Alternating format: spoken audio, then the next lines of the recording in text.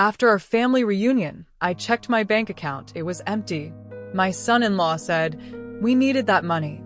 And in that single, chilling moment, the entire foundation of my life, the very bedrock of family and trust one had built for 67 years, crumbled into dust. The world went silent. The cheerful echoes of my grandson's laughter from just hours before replaced by a roaring in my ears. It was a sound like the ocean, vast and empty and cold, and it was coming from inside me. The digital screen of my tablet glowed with the impossible number, a 0, followed by a few cents. All of it, every penny my late husband Arthur and I had scrimped and saved, the nest egg meant to carry me through my final years with dignity, had vanished. The reunion had been my idea, of course. It always was. I loved the chaos, the noise, the feeling of my small house bursting at the seams with life. For one Sunday afternoon, the quiet rooms were filled again with the scent of roasting chicken and the clamor of people who were supposed to love each other. My daughter, Josie, and her husband, Simon, had arrived late, as they usually did, sweeping in with a flurry of apologies that felt as thin as tissue paper. Their 2 boys, my grandsons Carl and Eric, had immediately launched themselves at me, their small bodies warm and solid in my arms. For them, I would do anything. For them, I hosted these gatherings, enduring the subtle barbs and passive aggressions that had become the background music of my relationship with their parents. I had always been the provider, the fixer, the steady port in every storm. When Arthur was alive, we were a team, a fortress of mutual support. After he passed away from a sudden heart attack a decade ago, I had tried to carry that fortress on my own shoulders. The weight was immense, but I believed it was my duty as a mother and a grandmother. Josie had married Simon Young, and their life seemed to be a perpetual series of small, self-inflicted crises. There was always a car that needed a new transmission, a credit card that was mysteriously maxed out, or a once-in-a-lifetime business opportunity for Simon that required a small, immediate investment. And I, Martha, was always the solution. I would write the check, make the transfer, telling myself it was for Josie, for the boys. Mom, you just don't understand how expensive things are now, Josie would say, her voice a practiced whine that grated on my nerves. You're so lucky. You have the house, all paid off. You don't have to worry about anything. They saw my life not as the product of 40 years of hard work, of budgeting and sacrifice, but as a lottery I had won. They saw my home, the beautiful 2-story colonial Arthur and I had poured our souls into, not as a sanctuary of memories, but as an untapped asset. They looked at my garden, with its prize-winning roses that I tended with arthritic hands, and saw wasted space that could be sold to a developer. Their envy was a palpable thing, a sour smell that clung to them even when they were trying to be charming. Simon was the worst of the 2. He possessed a kind of slippery, insincere charm that had always set my teeth on edge. He would call me Mom, a title he had not earned, and drape an arm around my shoulders while his eyes scanned my living room, mentally appraising the silver candlesticks on the mantelpiece or the antique clock Arthur's father had given us. You're looking wonderful, Mom, he'd said at the reunion, his smile not reaching his cold, calculating eyes. This is a great spread. You always go all out for us. The for us was the part that stuck. It was never a shared celebration. It was a service I was expected to provide. During the reunion, I had been distracted, happily so. I played hide-and-seek with Carl in the garden, his shrieks of laughter a balm to my weary soul. I helped Eric build a teetering tower of blocks on the living room rug. At one point, I couldn't find my phone and asked if anyone had seen it. Simon had piped up immediately, a little too quickly. It's on the kitchen counter, Mom, charging. The battery was low. I had thanked him, not thinking a thing of it. Why would I? He was family. The thought of him picking it up, his fingers scrolling through my private information, my banking app, was so monstrous it was beyond the realm of my imagination. It was a violation I couldn't even conceive of. So there I was, hours after they had all left, the house tidy again but still holding the phantom warmth of their presence. I had sat down to pay my monthly electricity bill online, a routine task. And then the discovery, the zero. It didn't compute at first. My mind refused to accept it. I thought it was a glitch, a mistake by the bank. I refreshed the page again and again, my heart beginning to hammer against my ribs like a trapped bird. A cold sweat prickled my forehead. I navigated to the transaction history, my fingers clumsy and shaking. And there it was, a single, massive transfer made at 3:15 that afternoon to an account I didn't recognize. The amount was precise down to the last cent. My entire life savings. My first call was to the bank's fraud department, my voice trembling so badly I could barely get the words out. The agent was patient but clinical. The transfer, she explained, had been initiated from my own device, authenticated using my password and the security questions. From the bank's perspective, it was a perfectly legitimate transaction. "Was your phone or computer out of your possession at any point today, ma'am?" she asked. Simon's smiling face flashed in my mind. "It's on the kitchen counter, Mom." Charging, the blood drained from my face. The room began to spin, the edges of my vision blurring into a dark tunnel. It couldn't be. It simply could not be. I hung up the phone, a wave of nausea washing over me. There had to be another explanation. A hacker, a sophisticated scam. Anyone but them. With a sense of profound dread, I dialed Josie's number. My own daughter. She would know. She would be as horrified as I was. She would help me figure this out. Simon answered on the second ring, his voice breezy and casual. "Hey, Mom. What's up? Forget something?" I could barely speak. The words were lodged in my throat, thick and heavy like wet cement. "Simon," I stammered, "something terrible has happened. All my money, it's gone from my bank account." There was a beat of silence on the other end of a line. It was not the shocked silence I expected. It was a weighted, knowing silence. A guilty silence. Then he sighed, a sound of pure, unadulterated annoyance. "Oh, that," he said, his tone dismissive. "I was going to tell you about that." The roaring in my ears returned, deafening me to everything but his voice. "Tell me about what, Simon?"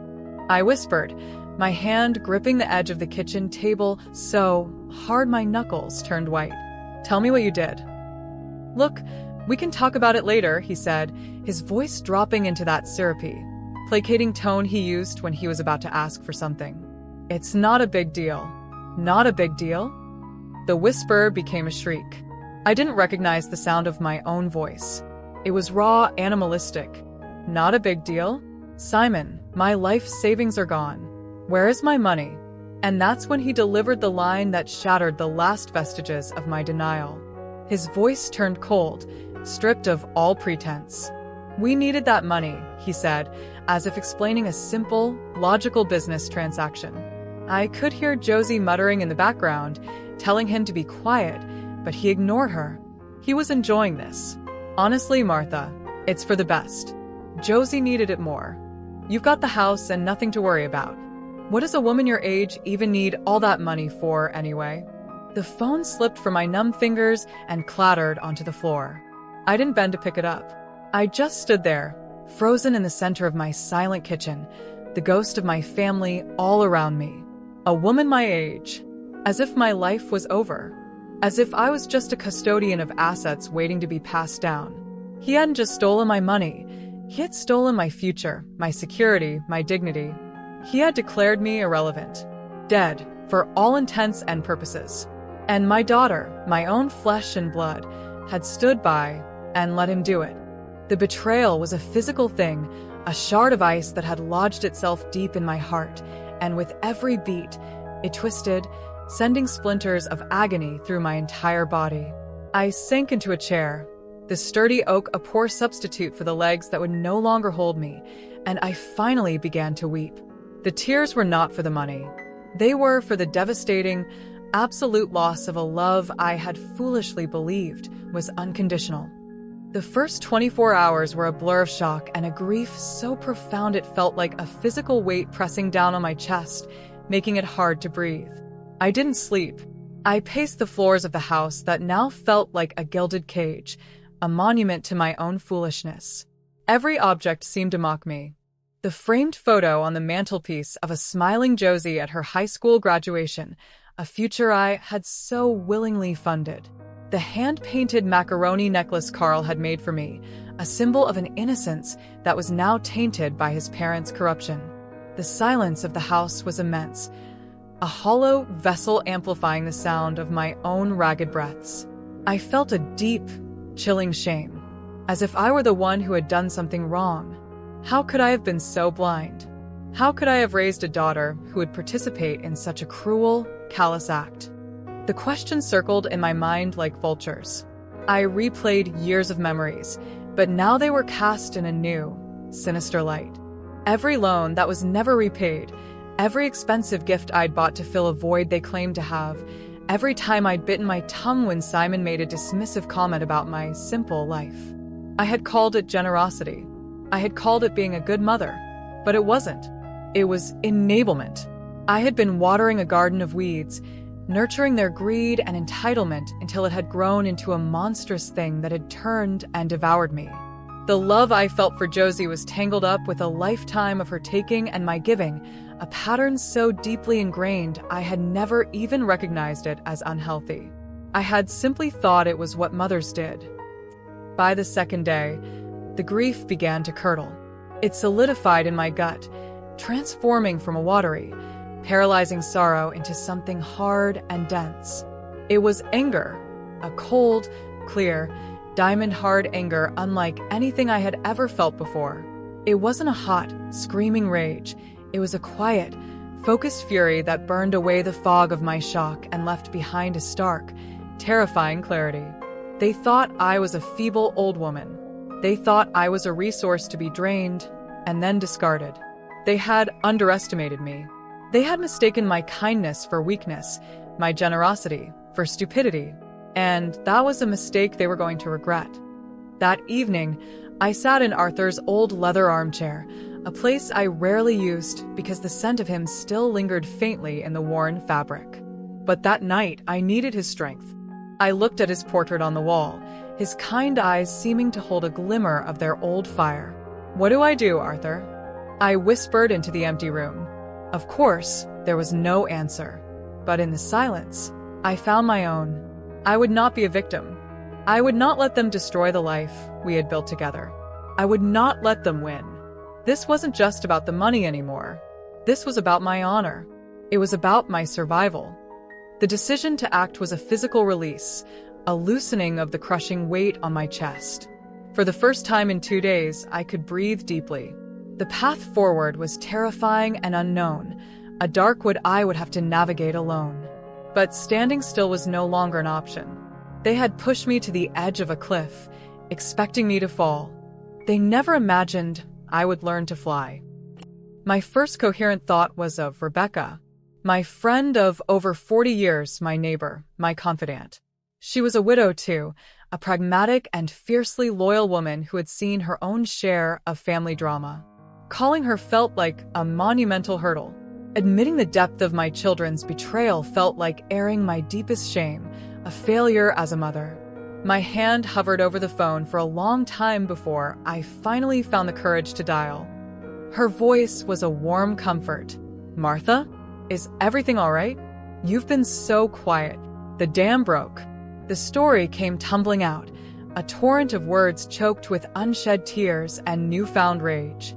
I told her everything, the empty account, the reunion, Simon's chilling confession on the phone. I didn't spare myself, admitting how I had ignored the warning signs for years, how I had enabled them, how foolish I felt. Rebecca listened without interruption, a rare and precious gift. When I finally fell silent, exhausted and raw, there was no judgment in her voice. There was only pure, unadulterated fury on my behalf. That thief, she seethed, and the venom in her voice was a strange and wonderful comfort. That vile, greedy little man. And Josie, oh Martha, I am so sorry. So sorry she didn't offer platitudes or tell me it would be okay. She validated my anger, mirroring it back to me, and in doing so, she extinguished the last embers of my shame. I wasn't a failure. I was a victim of a crime. What am I going to do, Rebecca? I asked, my voice small again. What you're going to do, she said, her tone shifting from empathetic to commanding, is you are going to call my son. You're going to call Dennis. Right now. Dennis, her youngest son, a successful attorney in the city. I had known him since he was a boy who used to raid my cookie jar. The thought of bringing him into this sordid family mess was mortifying. Oh, Rebecca, I couldn't possibly, I started. It's family. It's too messy. Martha, listen to me.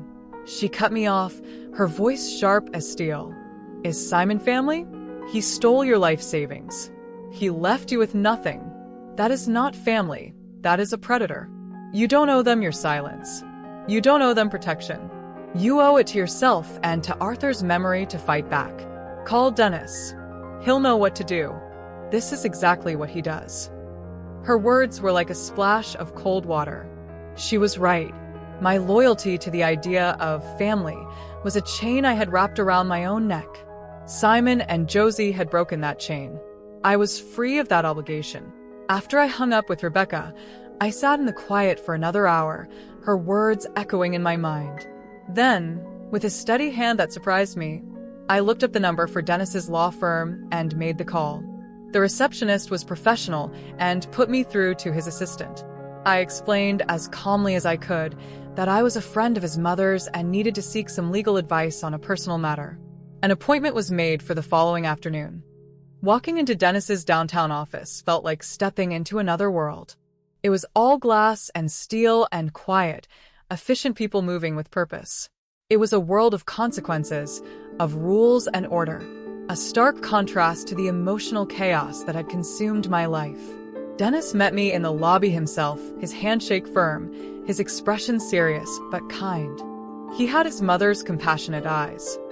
Martha, it's good to see you, though I wish it were under better circumstances, he said, leading me to a corner conference room with a sweeping view of the city. Mom told me the basics. Why don't you tell me everything from the beginning? So I did. For the second time, I recounted the entire story, but this time it was different. Bolstered by Rebecca's support and the professional setting, the narrative was less emotional, more factual. I laid out the history of financial support, the reunion, the missing phone, Simon's confession. I brought the tablet with me and showed him the banking page, the devastating zero, the transaction record. Dennis listened, his pen making occasional notes on a yellow legal pad. He didn't interrupt. When I finished, he leaned back in his chair, his expression grim. Martha, this is not a messy family dispute, he said, his voice calm and measured. This is grand theft. What your son-in-law did is a felony. He accessed your private account without authorization and transferred funds. That is a textbook definition of a crime. Hearing it put so bluntly, so clinically, was another turning point. It stripped away the last layers of familial emotion and exposed the ugly truth for what it was. A crime. The digital trail is our biggest advantage, Dennis continued, pointing to my tablet. The transfer was initiated from your phone, yes, but it went to an account in his name. The IP address from the time of the transfer can be traced. His arrogance is our greatest asset. He likely thought you'd be too ashamed or too scared to do anything. He was counting on you just accepting it. What can we do? I asked, my voice barely a whisper. We have two paths, he explained, the civil path and the criminal path. On the civil side, we sue them for the return of the money, plus interest and legal fees. We file a lawsuit, go through discovery, and eventually a judge will order them to pay it back. On the criminal side, we go to the police. We file a report, and the district attorney's office decides whether to press charges. Given the amount and the evidence, they almost certainly would. A conviction could mean jail time for both of them, as Josie was clearly an accomplice. Jail time. The words hung in the air, heavy and terrifying. The image of Carl and Eric visiting their parents behind bars flashed in my mind, and my stomach churned. I saw their innocent faces, and my resolve wavered. Dennis must have seen the conflict on my face. We don't have to decide on the criminal path today, he said gently. Our first step is to formally demand the return of the funds. I'll draft a letter on my firm's letterhead, citing the relevant statutes, and send it via certified mail. It will state that if the full amount is not returned to your account within 10 business days, we will pursue all available legal remedies, both civil and criminal. It's a shot across the bow. It lets them know you're not rolling over. A shot across the bow. I liked that. It was an action. It was a concrete step. It was me fighting back. Yes, I said, my voice stronger now. Let's do that. Let's send the letter. Signing the retainer agreement with Dennis felt like signing a declaration of independence. I walked out of that office building into the bright afternoon sun feeling taller, stronger. The fear was still there, a cold knot in my stomach, but it was now overshadowed by a powerful, unfamiliar feeling, determination. The game had changed. They had started a war, but I was the one who was going to finish it. I was no longer a grieving victim. I was a plaintiff. The 10 days after Dennis sent the legal demand were the longest of my life. The silence from Simon and Josie was absolute, a void that was somehow more menacing than an angry phone call would have been. I imagined them receiving the certified letter, the shock on their faces as they realized I had hired a lawyer. I pictured them huddled together, their panic curdling into resentment. They were likely scrambling, trying to figure out their next move, still believing they could somehow control the narrative and twist the situation to their advantage. During this time, I lived in a state of suspended animation, my house of fortress, where I waited for the inevitable counterattack. I changed the locks on my doors, a small but deeply symbolic act of reclaiming my space. Each turn of the new key in the lock was a declaration. You are no longer welcome here. The attack, when it came, was not a direct confrontation. It was far more insidious. The first salvo was a phone call from Josie. I saw her name flash on the screen, and my heart leaped into my throat. Against my better judgment, I answered, a foolish flicker of hope that she might be calling to apologize. I was wrong. Her voice was thick with manufactured tears and righteous indignation. Mom, I can't believe you did this, she sobbed. A lawyer? How could you do this to your own daughter? To your own family? There was no mention of the theft. No acknowledgement of the money. Her narrative was already set. I was the aggressor. I was the one tearing the family apart. Josie, I said, my voice surprisingly steady, this is not about me doing something to you. This is about what you and Simon did to me. You stole my life savings. Stole? She shrieked, the tears vanishing, replaced by a sharp, defensive anger. We didn't steal it. We needed it. We had an opportunity, a real estate deal Simon has been working on for months. It was going to set us up for life. We were going to pay you back, with interest. You're just so selfish. You can't see the bigger picture. You never supported us, not really. The audacity of it was breathtaking. She had twisted reality into a pretzel of self-pity and blame. I was selfish for wanting to keep the money I had earned. I was unsupportive for not wanting to be robbed. The conversation devolved from there, a circular argument of her accusations and my attempts at reason, until I realized it was pointless. She was not living in the same reality as I was. In her mind, she was the victim. I will not discuss this with you, Josie, I said finally, the cold anger from before returning to fortify me. You can have your husband talk to my lawyer, and I hung up the phone.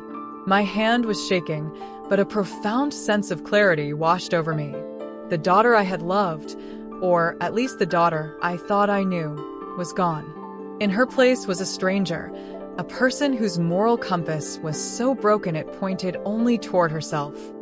The next phase of their campaign was guilt, delivered through the mail in the form of a clumsy, crayon-drawn card for my grandsons. We miss you, Grandma, it read. Mommy is crying all the time. Please don't be mad at Daddy. It was a low blow, a transparent and cruel manipulation using the two people in the world I loved most. It hurt. It hurt more than the angry phone calls, more than the theft itself. For a moment, I almost buckled. The urge to call them, to surrender, to do anything to stop my grandsons from being caught in this ugly crossfire, was immense. I clutched the card to my chest and cried, but this time, the tears were different. They were tears of fury at their willingness to poison their own children's minds, to use their innocence as a weapon. This, more than anything, solidified my resolve. This was no longer just about me. It was about protecting Carl and Eric from the toxic influence of their own parents. Allowing Simon and Josie to get away with this would teach the boys a terrible lesson: that greed is rewarded, that bullying works, and that love is a tool for manipulation. I could not let that happen. I called Dennis and told him about the phone call and the card. "Standard playbook," he said, his voice calm and reassuring. "Intimidation and guilt. Don't respond. Don't engage. Let me handle everything from here on out." From that moment on, I followed his instructions to the letter. I screened my calls. I didn't answer the door to unexpected visitors. I communicated with my daughter and son-in-law only through a legal intermediary. It was a painful, unnatural way to live, but with each day that passed, I felt my own strength growing. I was drawing a boundary, a line in the sand they were not allowed to cross. The 10 days passed. The money was not returned. As Dennis had predicted, they called his bluff. So, he filed the lawsuit. The official summons being served at their home marked the true point of no return. The battle had been joined. Their response to the lawsuit was to double down on their fantasy. In their official reply, drafted by a cut-rate lawyer who was clearly out of his depth, they claimed the money was a gift, a voluntary contribution to a family business venture. They painted me as a fickle, forgetful old woman who had given the money freely and then changed her mind, perhaps suffering from some form of cognitive decline. They were trying to discredit me, to portray me as an unreliable narrator of my own life. "This is good for us," Dennis said when he read their response. "They're lying, and they're building a narrative that is easily disproven. We have the text of the transfer notification on your phone. We can subpoena Simon's phone records. He was arrogant. I guarantee you, he bragged about this to someone. People like him can't help themselves." He was right. The discovery process was a slow, methodical dismantling of their lies. Dennis's team subpoenaed Simon's bank records, which showed the money from my account arriving and then being immediately moved again, some to pay off massive credit card debts and a large portion to a down payment on a flashy new sports car. There was no real estate deal. It was just a lie to cover a lifestyle they couldn't afford. The real bombshell, however, came from Simon's phone records. Just as Dennis predicted, Simon couldn't resist bragging. The day after the reunion, he had sent a series of texts to a friend. "Took care of the mother-in-law problem," one read. "The old bat is loaded and doesn't even know it. We're getting that convertible after all," another one said. "Josie was nervous, but she'll get over it when she sees the new car. It's our money now anyway." When Dennis showed me the printouts of those text messages, I felt no shock. I felt no surprise. I only felt a cold, grim satisfaction. Here it was in black and white. The ugliness, the contempt, the complete lack of remorse. It was the proof I needed, not just for the court, but for myself. It was the final, definitive severing of any lingering emotional attachment, any vestige of misplaced maternal guilt. He called me the old bat. He had seen me as a problem to be taken care of. There was nothing left to salvage. There was only the fight. They refused to settle, even after Dennis presented their lawyer with a mountain of evidence against them. Simon was too arrogant, too convinced of his own cleverness. He truly believed he could charm a judge, that he could paint me as a confused and vindictive crone. So, we prepared for court. The date was set for a cold Tuesday in late November. I spent the weeks leading up to it in a state of quiet preparation. I met with Dennis several times to go over my testimony. He prepared me for the cross-examination, for the personal and invasive questions their lawyer would ask to try and rattle me. "Just tell the truth, Martha," he said. "Your quiet dignity is your most powerful weapon. Look at the judge, speak clearly, and do not let them provoke you." The night before the court date, I couldn't sleep. I sat in Arthur's chair, the house dark and silent around me. I wasn't afraid. I was calm. I thought about the woman I was just a few months ago, the woman who would have forgiven them, who would have absorbed this pain and shame and carried it silently to her grave. I barely recognized her.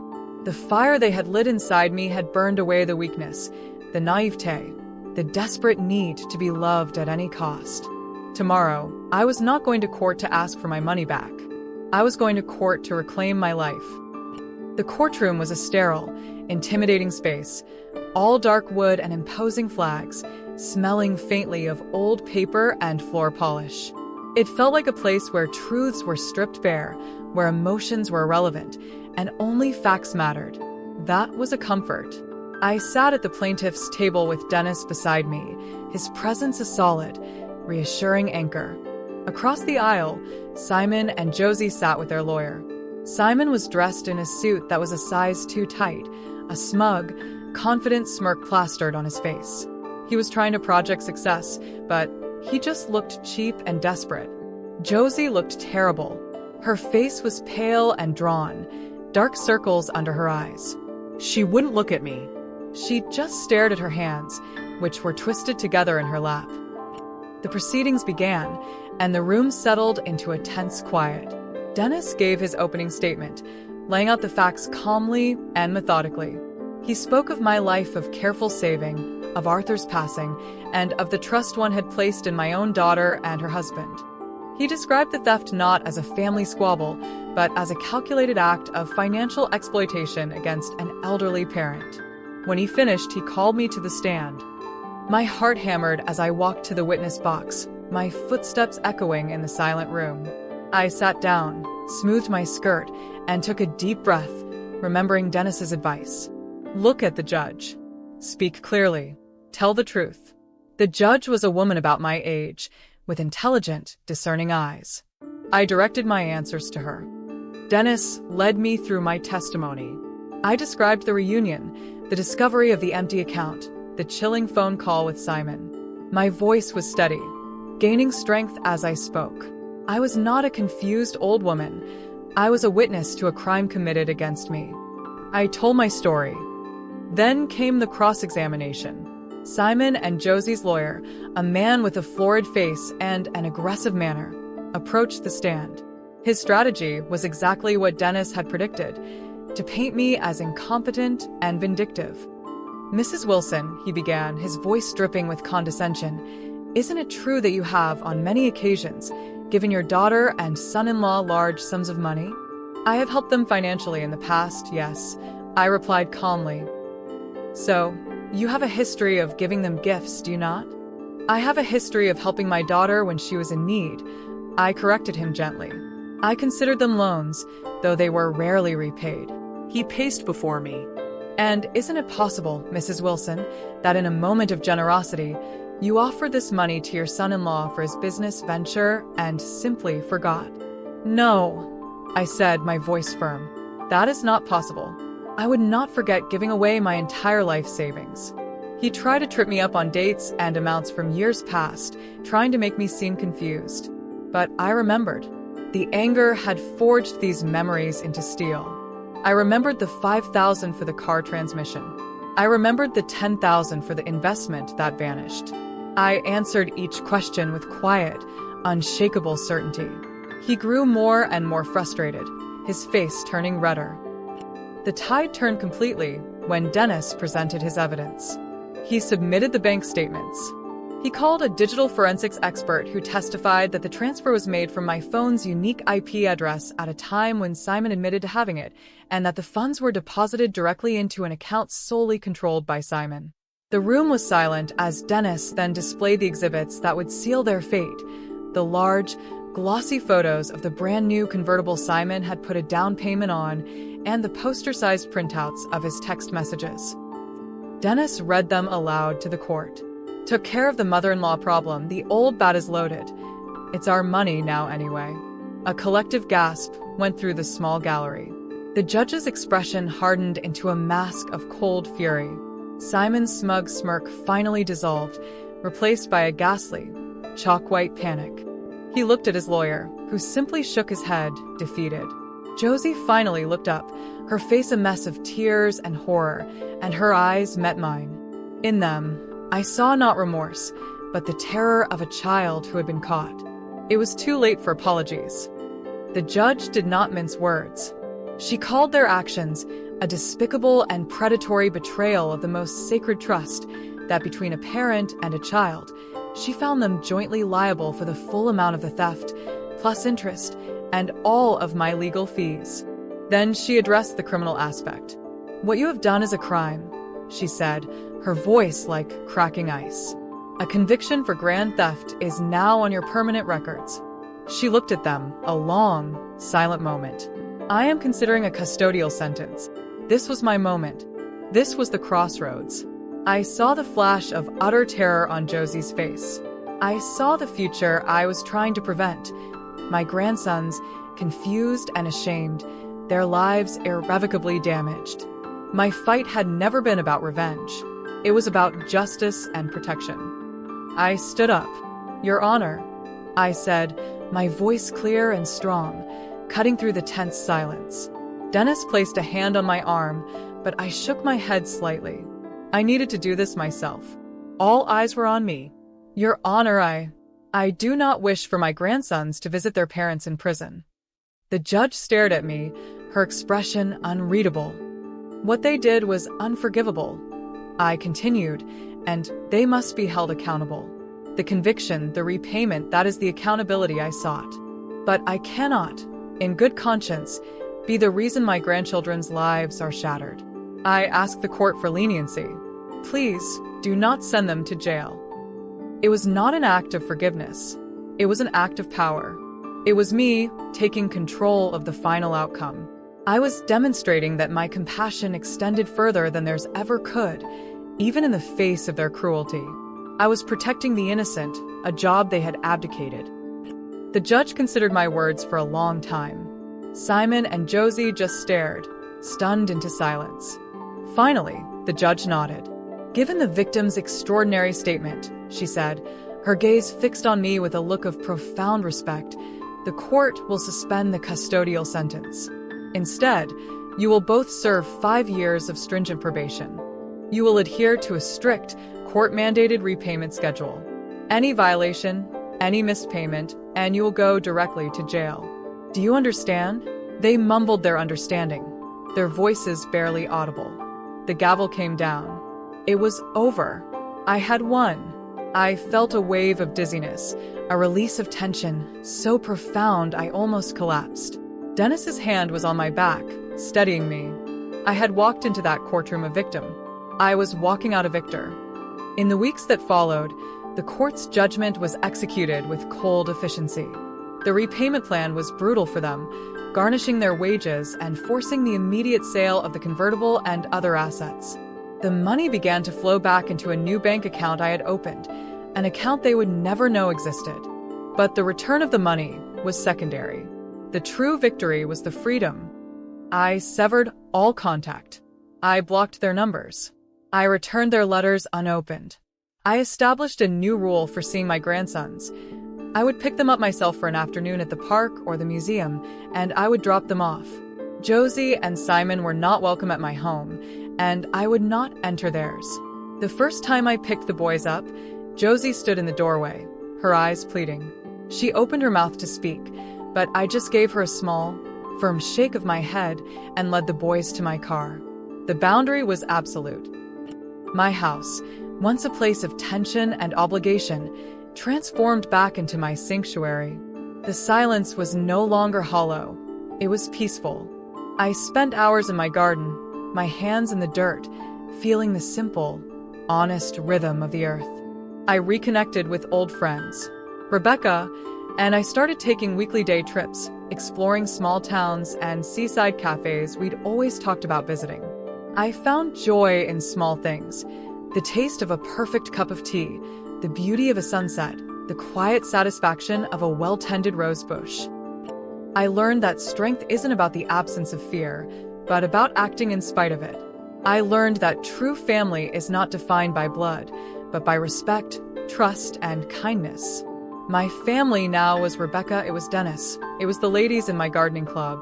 It was a family I had chosen, one that nurtured me instead of draining me. The cost of this lesson was immense, a price paid with my savings and my heart. But what I gained in return was invaluable. My self-respect, my peace, and my freedom. I had faced the darkest betrayal and had not only survived, but had emerged stronger, more resilient, and more truly myself than ever before. The old, accommodating Martha was gone, burned away in the fire of their greed. In her place stood a woman who knew her own worth and who would never, ever let anyone diminish it again. What would you have done in my place? Would you have been able to ask the judge for leniency, or would you have demanded the harshest punishment? I still grapple with that decision, but I know in my heart it was the right one for me and for the only truly innocent parties in this whole affair.